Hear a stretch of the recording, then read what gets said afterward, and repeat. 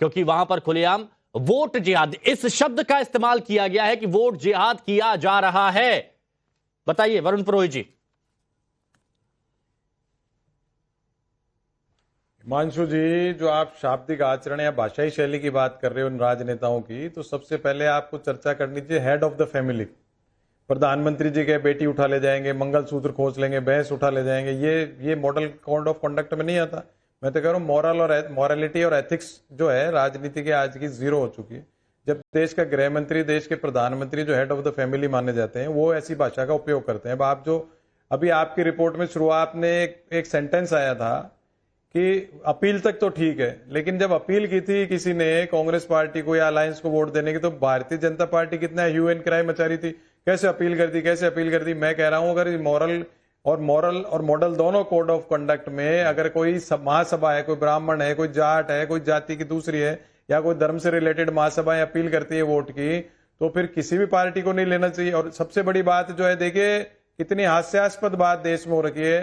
मैंने प्रधानमंत्री की बात इसलिए उठाई, सबसे बड़ी चीज, सबसे बड़े वही है कि इलेक्शन कमीशन कहाँ है। इलेक्शन कमीशन की लाचारी इसलिए सिद्ध होती है कि अगर किरीट सोमैया राहुल गांधी को कहते हैं हवाला कांड में शामिल है, उनका फैब्रिकेशन है, जब तो कोई एक्शन नहीं होता। किरीट सोमैया ने एक लेटर लिख दिया, उस पे एक्शन की बात नहीं। वरुण जी, जब प्रधानमंत्री पे एक्शन की बात होगी तो इलेक्शन कमीशन ले नहीं सकता। मौलाना सज्जाद नोमानी, मौलाना सिराज खान जब ये खुलेआम कहते हैं कि जो बीजेपी को या फिर जो महायुति अगर इसको वोट करते हैं तो वो मुसलमान ही नहीं है, वो खुलेआम जब इस बात को कहते हैं कि उनका हुक्का पानी बंद कर देना चाहिए, तो ये गलत है कि नहीं है?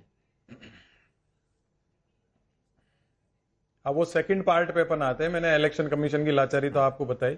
सेकंड पार्ट जो आप कह रहे हो, हुक्का पानी बंद कर देंगे, सोशल बायकआउट कर देंगे, इस प्रकार की कोई भी बातें करता है उसकी निंदा तो हम कर सकते हैं, लेकिन ये एक्शन तो इस पे इलेक्शन कमीशन लेगा। तो कांग्रेस को इस पर खुलकर बोलना चाहिए ना कि इस तरह की बातें नहीं होनी चाहिए। क्यों नहीं मुकदमा? तो वरुण जी, कांग्रेस को इस पर स्टैंड रखना चाहिए, खुलकर आना चाहिए कि ऐसी बातें नहीं होनी चाहिए। करें प्रेस कॉन्फ्रेंस कि ये तो बांटने वाली बातें नहीं होनी चाहिए ऐसी। हिमांशु जी, बटेंगे कटेंगे लूटेंगे तो भारतीय जनता पार्टी करती है। मुझे बताइए, कांग्रेस पार्टी जो है देश में शासन चला रही है क्या 10 साल से? हर बात राहुल गांधी जवाब देंगे, कांग्रेस पार्टी जवाब देगी। अरे लेकिन एक तरफा जब बात होगी तो वहां पर आप अपना स्टैंड रखेंगे ना। आप भी तो एक बहुत बड़ा दल है, आप अपना स्टैंड रखेंगे ना। आप मेरी बात तो पूरी होने दो। आप मेरी बात तो, स्टैंड तो सभी रख रहे हैं, स्टैंड सभी रख रहे हैं, जैसे जैसे जिसका नंबर आ रहा रख रहा। मैं ये कह रहा हूं, केंद्र सरकार, राज्य सरकार, इलेक्शन कमीशन अगर कोई एक्शन नहीं कर रहा, आप एक्सपेक्ट कर रहे हो कांग्रेस ही सब कुछ करे, राहुल गांधी सब कुछ करे, हर डिबेट में, हर आप भाषण में देख लो, आज की मोदी सेंट्रिक भारतीय जनता पार्टी की बात कर रहा हूं। रिस्पांसिबिलिटीज की बात करते हैं ना, राहुल गांधी को आप लोग मॉरल रिस्पांसिबिलिटीज की बात करते हैं। मैंने इसीलिए आपसे पूछा कि आप अपना स्टैंड यहां पर रखेंगे कि इस तरह की बातें कांग्रेस को कतई स्वीकार नहीं है, क्योंकि कांग्रेस तो वो बोलते हैं ना मोहब्बत की दुकान। नहीं, वो तो मोहब्बत की दुकान में ये भी तो नफरत है, इस पर तो खुलकर बोलना चाहिए, शटर बंद कर देना चाहिए तुरंत। सिंह साहब बताइए। मैंने आपको यही तो कहा। आ रहा हूं मैं, फिर से आ रहा हूं मैं। एहसन सिंह साहब बोलिए। अगर हिमांशु जी, आप किससे पूछ रहे हैं, किससे कह रहे हैं कि वो शिकायत करें? मुसलमानों की शिकायत कांग्रेस करेगी? नहीं, शिकायत वाली बात नहीं, वो अपना स्टैंड। आप सुन तो लीजिए, बहुत मैं तो अच्छी बात करने जा रहा हूँ। आज जो कुछ भी हो रहा है ना हिमांशु जी, ये सब कांग्रेस के कर्मों का फल है कि भारत में ही रह के, भारत का खा के और ऐसी बातें कहने वाले लोग हजारों लोग हैं। अभी ये बात कह रहे थे कि प्रधानमंत्री का, अच्छी बात है आपने कहा प्रधानमंत्री बड़े होते हैं, तो प्रधानमंत्री बड़े होते हैं तो आपके वर्तमान सांसद प्रधानमंत्री को भोटी भोटी काटने की बात कहते हैं, आप आलोचना नहीं करते। आपके वरिष्ठ नेता, छोटे मोटे नहीं, सलमान खुर्शीद साहब बहुत वरिष्ठ नेता है, उन्होंने प्रधानमंत्री जी के बारे में, भारतीय जनता पार्टी के बारे में, हिंदुओं के बारे में क्या कहा। और सबको छोड़ दीजिए, जिनकी छतरी के नीचे आप बैठ के आप प्रवक्ता बने हैं ना, उन राहुल गांधी जी का बयान हिंदुओं के बारे में सोचिए ना। हिंदू हिंसक होते हैं, हिंदू आतंकवादी हैं, हिंदू तो मंदिर लड़की छेड़ने जाते हैं। जब ऐसी विचारधारा को आप जन्म देते हैं तो ऐसे बयान आते हैं। अब मैं आगे आता हूं, जैसे अभी हमारे मित्र एक हजारी जी कह रहे थे, नहीं हजारी जी कोई राजनीतिक पार्टी नहीं थी, 1192 में एक विचारधारा थी जो हिंदुओं से नफरत करती थी, हिंदुओं की संस्कृति से, हिंदुओं के मंदिर से, हिंदुओं की लड़की से, हिंदुओं की औरतों से और हिंदुओं से नफरत करती थी। वो आज तक विचारधारा गई नहीं, अभी भी वो विचारधारा पश्चिम बंगाल से कहती है हमारी संख्या बढ़ गई है, हम काट के जो है भगीरथ में फेंक देंगे और कोई मुसलमान बोलता नहीं है। वही विचारधारा ये हमारी नहीं। एहसन सिंह साहब एक मिनट, एहसन सिंह साहब पहली बात अजहरी साहब ने तुरंत विरोध किया कि ये बिल्कुल गलत है। और दूसरी बात वहां पर हिंदुओं के लिए नहीं, बीजेपी के लिए था कि बीजेपी समर्थक मुसलमानों के बारे में ये कहा गया था। हिंदू समझती है, हिंदू कहां से आया? जो बीजेपी के साथ नहीं वो हिंदू नहीं है। आप हिमांशु जी सुनिए ना, हमने तो हजारी जी को कहा नहीं, हमने तो एक विचारधारा को कहा।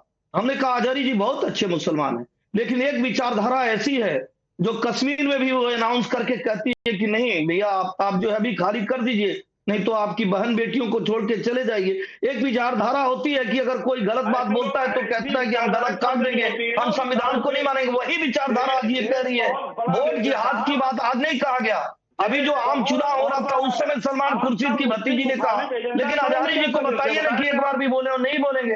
हजारी जी बड़े साफ गोली से इस बात को कहते हैं। नहीं, ये सिर्फ क्या विचारधारा की लड़ाई है हजारी साहब? क्या सिर्फ विचारधारा की लड़ाई है? ये नफरत पहले से चली आ रही है, ये नफरत क्या पहले से चली आ रही है? हजारी साहब बोलिए। मैं ये नफरत, ये जो नफरत है, ये जो 1100 आप बीच में बोलेंगे, मैं भी आपके बीच में बोलूंगा। हजारी जी मैं भी आपके बीच में बोल सकता हूँ। नागपुर में दफ्तर है, उसमें भी लिखा हुआ है, वो ये पढ़कर सुना देंगे यहाँ पर। हकीकत ये नहीं है। अगर मुसलमान हिंदू समाज का मुखालिफ होता तो भारत में एक हिंदू नहीं होता और एक मंदिर नहीं होता। कैसी बातें कर रहे हैं? अच्छा, ये आप कुछ भी हवा में बोल देंगे कि भारत में एक हिंदू नहीं होता, एक मंदिर नहीं होता।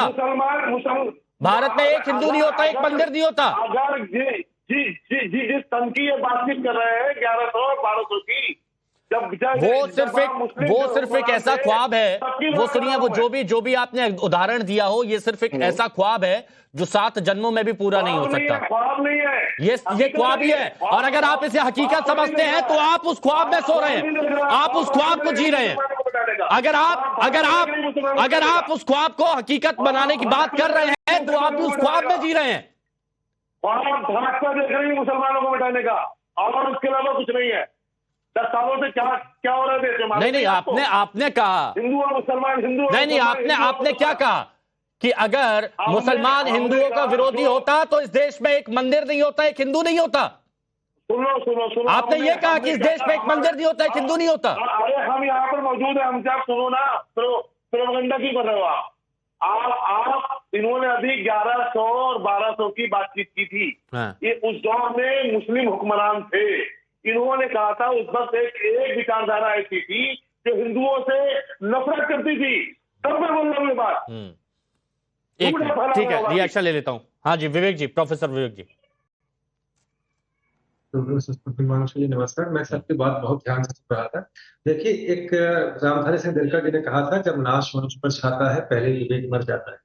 देखिए, आप एक रिलीजियस लीडर है, आप रिलीजन के बारे में बात करिए, लेकिन आपको इस तरीके की जो है उन्माद भरा बयान नहीं देना चाहिए। देखिए, यह देश क्योंकि ये लोग जो है संविधान के हरदम जो है दुहाई देते हैं, इसका रोलर होते हैं। यह देश जो है संवैधानिक है।